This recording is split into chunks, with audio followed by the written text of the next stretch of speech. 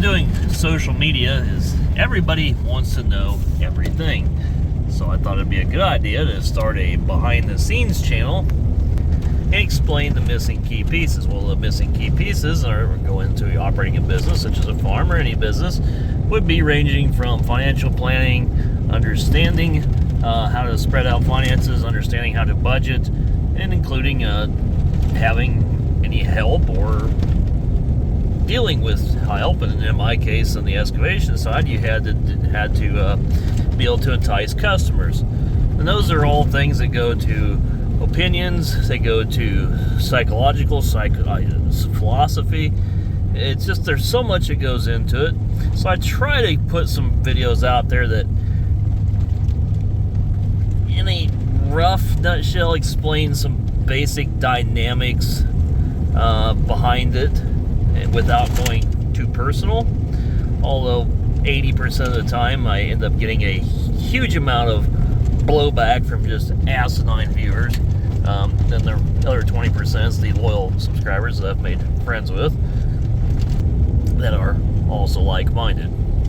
So it's very difficult to produce these styles of videos, but I'll do my best job. And this isn't going out there on a limb. This isn't me having a heart attack. This is me sharing my experiences and what I've learned and what goes into it or what goes behind it. Driving key forces. Well, we're getting ready for fall here. Went out and tried some beans, but they're too wet to go. So everything should be ready to go, but in this channel, on this episode, we're going to talk about money. But to be able to talk about money, we need to talk about people's mentalities. Just walking the sickle bar here, taking a look at it for myself.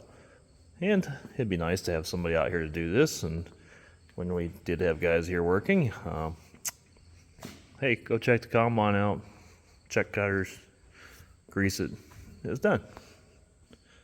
Well, some guys it was.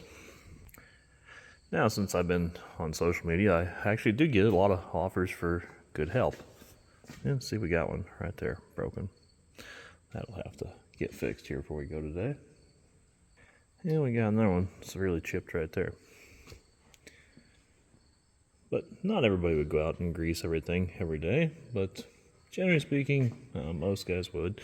But going into social media, I have all these offers for people. Hey, you need help? You need help? Even got some locals. You need help? You know? Yeah, I do need help. But here's the thing: I'm not going to hire you. I can't say I wouldn't hire the right person, but most of the people that are looking for help, they're not that good. I will give them some credit. At least they're looking for a job at all. Yeah, I'd like to have help. I'll tell you what. I want you to work for me. I want you to run a tile crew. That means you got years of experience. You can come in and do your own system layouts on the off days. You can manage a crew in the morning. You can grease the machine. You can have it clean, fueled, prep, service log intervals, maintain it to all levels, and solicit new work at the same time. Oh, you don't want all those responsibilities? Okay. Well, I'm not going to hire you then. When I talk about owner's mentality or measuring somebody in tile crew capacity, I'm talking about what somebody could contribute. And all too often, I get the same response of, well, I'm not an owner, I don't get enough out of it. Which my reply is, well, what exactly am I getting out of it? So you see a gross amount, but not what you can reinvest in the business versus what you can take home. And that makes somebody a business owner or somebody an employee. So to define money, you kind of got to define yourself. Do you want to be the guy who's collecting a paycheck and has a sense of comfort because all he has to do is show up for work? Or do you want to be the guy who goes out there and lays it all on a limb? That's defining yourself. Now, if you're wanting to just go get the paycheck, what do you expect out of life? A great deal of compensation for what little bit you put into it? That's what seems to be the mentality that I found. So let's talk about these kind of things. One time we took a tractor down to John Deere, and this was many years ago, and they took the loader off. We bought a new loader for it, and they smashed the edge of the hood in as they removed the old loader. Of course, nobody knew anything about it or said anything about it or even remotely tried to make it right. So if I'd have found out which mechanic that was, and I'd have taken a hammer and I'd smashed the hood of his vehicle in, so would have he not cared? Probably would have. Just guessing. Well, you can file an insurance claim, but whose insurance? His personal? Oh no, it's the company's. But he's directly responsible. So me talking like this labels me as an asshole. So why is it labeled me as an asshole that when somebody wrongs somebody, now it becomes the responsibility of a company owner instead of taking the personal responsibility? And why am I deemed the asshole when the guy blatantly causes you damage, and if you were to retaliate, you'd be the one suffering charges? And that's taking responsibility away from responsibilities due, which I firmly believe is largely to blame that the attorneys of this country have really ruined the country. Everything's geared towards money.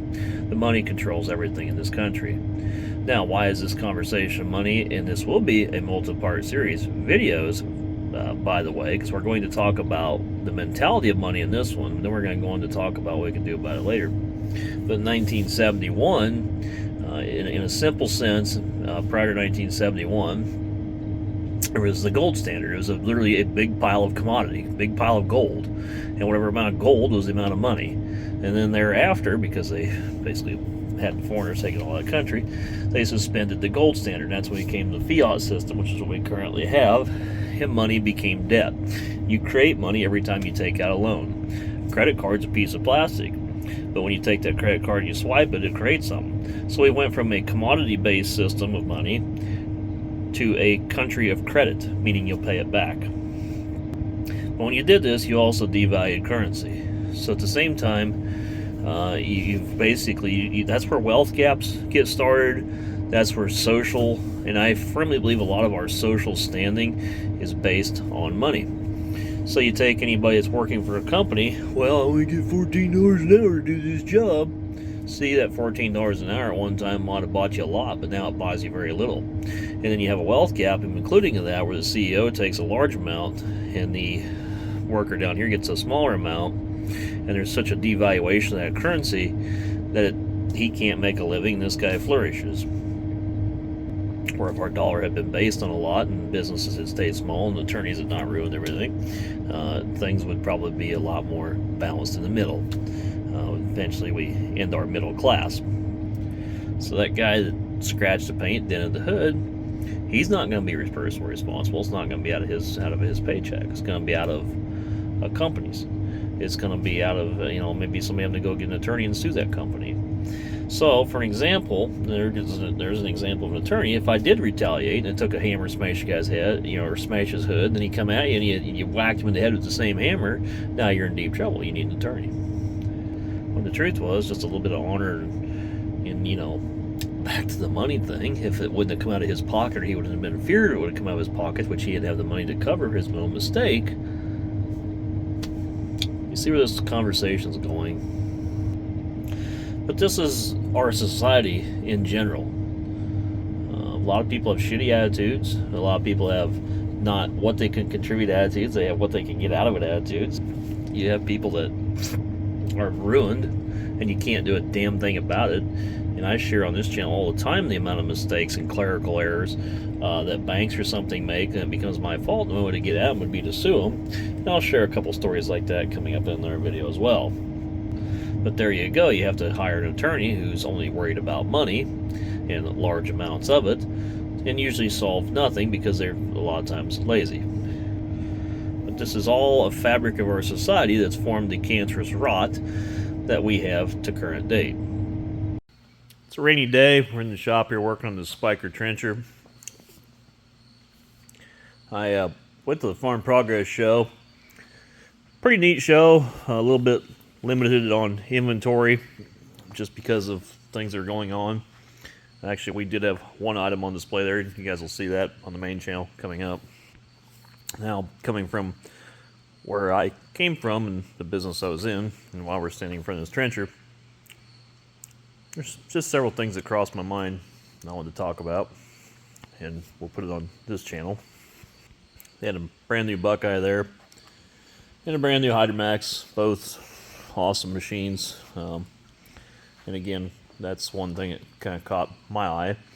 As far as the Farm Progress show, I think making Cole the Cornstar or the Welkers featured attractions is ridiculous. I know they're farmers, I know they're social media sensations, and Titan Tires goes out, gives them free tires and everything. But Titan needs to realize that the number one buying target audience is not 12-year-old kids, which seems to be what those channels are directed towards. So I kind of feel like it's a waste of tires to get publicity. And I didn't go to the Farm Progress show. I went there to see vendors and talk to engineers, not or reps, people that actually matter to have a product change, not see a social media pit viper salesman.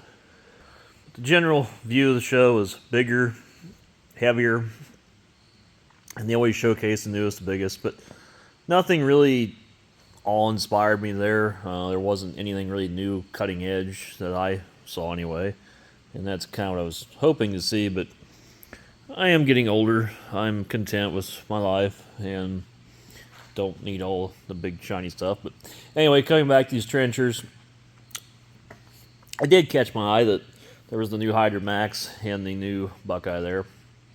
Had it been 10 years ago when I was in business, I probably would have about had my jaw fall off and had to pick it up and rearrange my face and stared at it for 2 hours straight. Where as I've gotten to an age now, I just enjoyed it and was able to come home contently. But it always sits there in the back of your mind. I need to go feed that itch. I need to get back into the field. With this machine here, basically, besides not going quite as deep, it'll do everything that new one will do. And it's paid for. And no, it's not as fast, but it's paid for. And for what we're doing on our farm, it's perfect.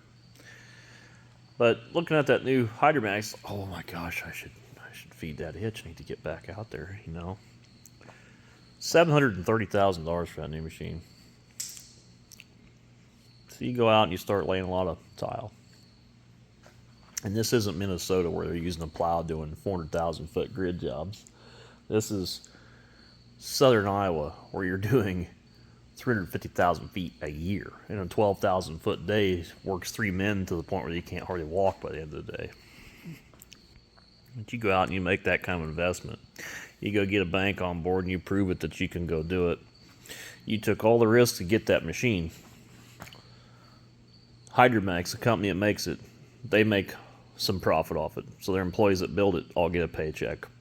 Their vendors that they buy from, which is a lot, all those people had employment and got a paycheck. And some of it actually went back to China where they manufacture certain little things that you just can't even get or source out of America anymore. So all those got a paycheck. The farmer benefits by getting his field tiled. The employees that work for the contractor get a paycheck. The contractor takes all the risk, puts everything out there, and he's lucky to hit break even. And that's until it's paid for. But when you pay for it, usually there's still some things on it that are going to need to be fixed or updated. So when you start to get to that kind of price level, being able to buy it, especially in our area, is just next to impossible. And if you do, you're just doing a lot of work for everybody else's paycheck. The other day we had no water here. They're doing there's a CRP farm sold north of us. They're clearing it and they're putting tile in. They're running a tile plow on it. And it's probably virgin dirt, I assume, so they're probably going to be okay. But they didn't even call the one dig number. Went right through the water mains, so we were without water here for the better part of 6 hours. My wife went up there to check on them, said, hey, when's the water coming back? And they said, well, hopefully we have it back on by this evening because nobody works overtime because technically your rural water cooperatives are a non-profit. Somehow figured that one out. But they didn't want to work overtime or the company doesn't like to pay it. Now, when we were doing the commercial work, one of the things we had to do to keep the machine busy was some water line work, and primarily for that same water district. And I had we had a job that we won the bid on, and they had to hook their end in, and we sat into the hole and went on up. So as we're waiting on the rural waters crew, again, we don't like to work past 6:30, come on like pay it. So, okay, get it done then. Well, we'll have to do it tomorrow. We got to come back tomorrow because we can't do it. The company don't pay overtime. So to use this in your arm to make this motion on that fucking piece of pipe, you have to have a goddamn paycheck? Well, of course you gotta, what do you mean? I don't give a shit. Just don't turn the hours in. Just do the fucking work. Well, you don't work for a paycheck, they said. You wouldn't be here if you weren't getting paid. I've been here all day waiting on you guys to hook it up because that trencher, unless it's moving forward, doesn't make me a paycheck. So because you guys choose not to work, I'm just supposed to let everything sit for a few days? Yeah, I'm the one taking a $500,000 investment on this trencher. It doesn't take a paycheck to make your arm motion a shovel. It takes being a man and staying 20 minutes past work to let the contractor go make his business. It's kind of just being a man, especially after the contractor's been very patient, waiting several days on these people just because they don't like to work. And they prolong things as much as possible. But that's the whole problem in America, is the what am I going to get out of it mentality. I bet if I got a hog prod out and zap the shit out of these people and beat their ass with a stick, I'll bet that shovel would start slinging dirt. They had one guy in the crew, and he was kind of like the employees that I had. We were actually all motivated guys. And he did. He had no problem with it. He'd stay there and just work. So, all right, man, let's get it done. Let's get going. All right, takes off 10 minutes later. Oh, well, what do you got to do? Hurry your ass home so you can sit down and watch the 5 o'clock evening news because the 5:30 replay of the evening news isn't sufficient? Cut me a fucking break. People in this country are so goddamn lazy. Oh, you got all this money. You're rich. You're an asshole. You're rich. It'd be nice to have all that money. Yes. As I'm out there putting it in till 2 in the morning, as you're just sitting there watching TV being a dumb shit, lazy SOB, maybe let that soak in as to why somebody else has more money. Motivation. Just seems to me that there's a lot of what can you do for me entitlement mentality. What do I get out of it? Not what can I contribute. That same thing was pretty much throughout a lot of employees. This company, they won't move me up. They just never move me up. Your company's a bunch of jerks. I wish they'd let me go out there in that tractor and run stuff. Oh, it's 5 o'clock, 4:40, I better get packed up. An operator's manual. Did it ever occur, hey owner, you mind if I take the operator's manual home tonight and do some studying on it? Or you got any other publications I could learn, so maybe eventually I could do some of that work out in the field? Or did you just want the big ass paycheck and the automatic grandeur? So how do you operate that anyway? Well, I don't know. You can job on the job train me. I'll read that manual while I'm working, getting paid for it. No motivation. No initiative taking. Just a give me world.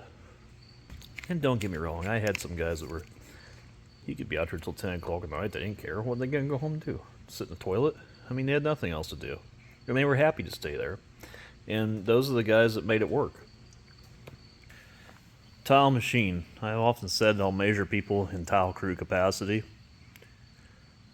We take my daughter to a preschool. It's not really preschool, it's like pre-preschool. It's basically just daycare at the school.